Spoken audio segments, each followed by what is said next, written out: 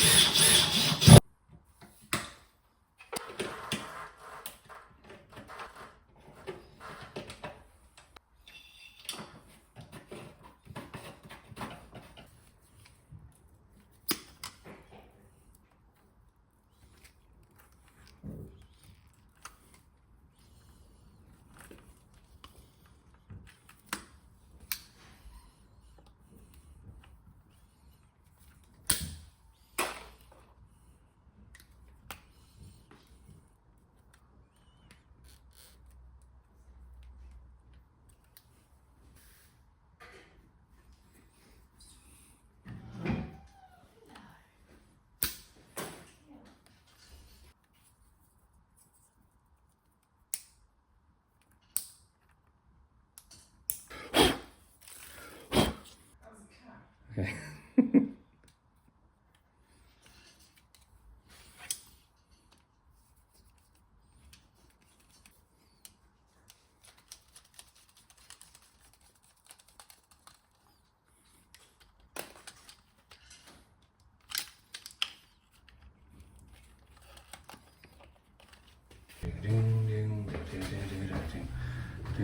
Almost there.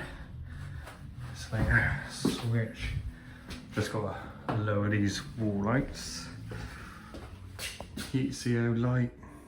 Fan isolator, fan, switch.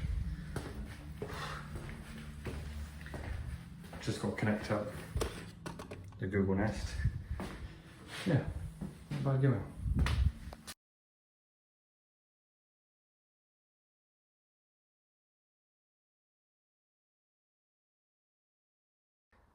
there?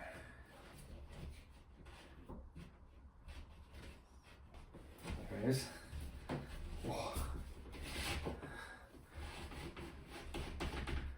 Lovely job.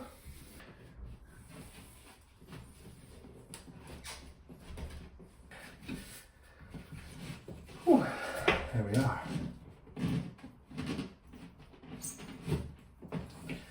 Whew.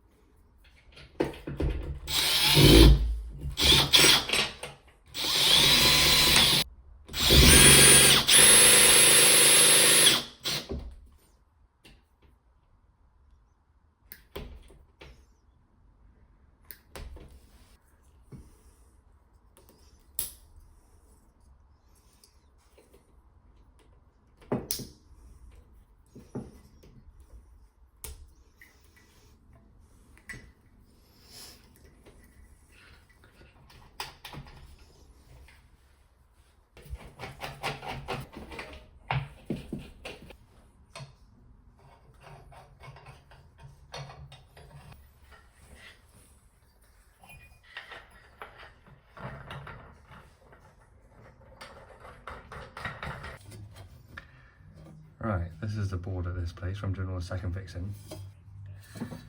This is what I installed, so a new range oven, a boiler, underfloor heating, outside power, because there's going to be a future outdoor supply. Felix windows on their own, radial, dining, kitchen sockets on a radial, utility sockets on a radial, snug extension and bedroom sockets, kitchen lights, just minimising the inconvenience in the event of a fault. Putting in loads of circuits, so it's a double stacked Verso board, I think they're called Navitas now, but yeah, that's what's gone in.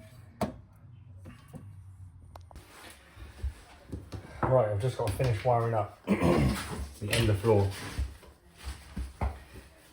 heating controllers. So they've got 2 zones for the underfloor heating. It's all with the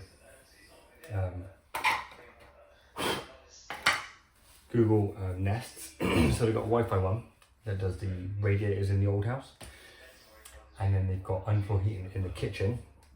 That's the kitchen underfloor heating Nest, and the stat is in the kitchen. And I'm just finishing off putting in this little side extension that you've probably seen me do down there.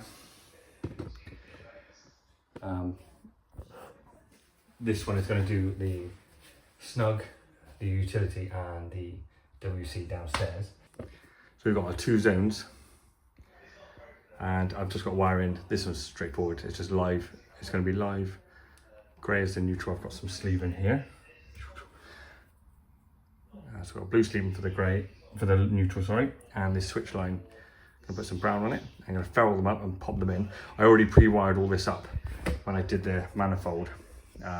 It's probably like a year ago now. It's been a year since I've been here, a whole year. So I pre-wired that and then screw it to the wall. That's a little top tip. Pre-wire it and then fix it to the wall. It can be real fiddly to do it if you fixed it in a little cupboard. So try and pre-wire it if you can, then fix it to the wall. I've just got to finish putting the trunk in the back. This is the most, well, there's probably neater ways of doing it, but this is just the way I've done it on this particular job. This is the way I've skinned this cat. So I'll just ferrule this up and connect this in, and then we can get the underfloor heating going. I love this. The Nifex multi-pliers. The newer version this one is. So I'm going to strip them with this. Crimp them with this. The reason I love this crimper is because you can turn the head to suit wherever you're. If you're in a cramped cupboard, it's awkward. You can go front on crimping if you want, or side, or whatever, or even at little angles like that as well, which is dead handy.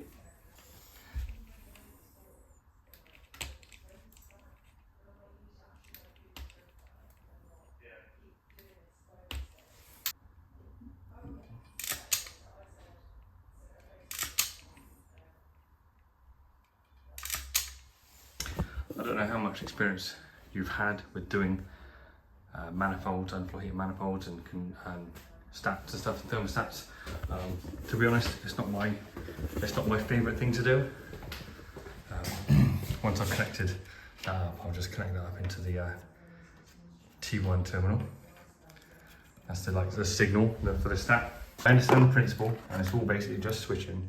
It's just because it's technology and it's connected to Wi-Fi and there's software updates and things like that, it just makes me nervous, and I just don't, you know, the moment there's a problem, the client rings you, it's like, sometimes it's technology for the sake of technology. In my house, I've got a very standard wired thermostat. I haven't got any smart stats, which is why, like, I've not really jumped on the bandwagon and gone all pushed and trying to, you know, flog people, Google thermostats and Nest hives, all that kind of stuff. We all have our strengths and weaknesses, and yeah, this is one of my weaknesses, you know. So I always have to read the instructions again, remind myself again. I don't do it day in, day out. So I don't know what you guys are like. Let me know in the comments below.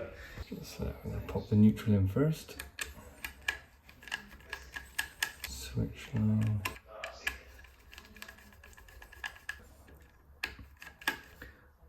That was the last one.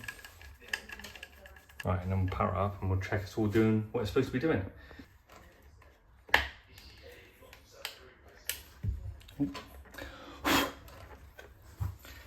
Fiddly little things.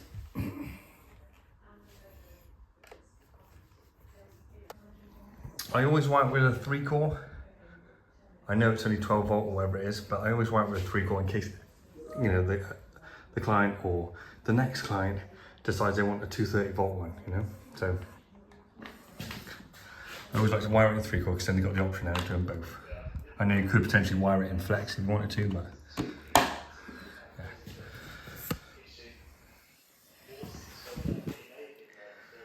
Right, technology, do your thing.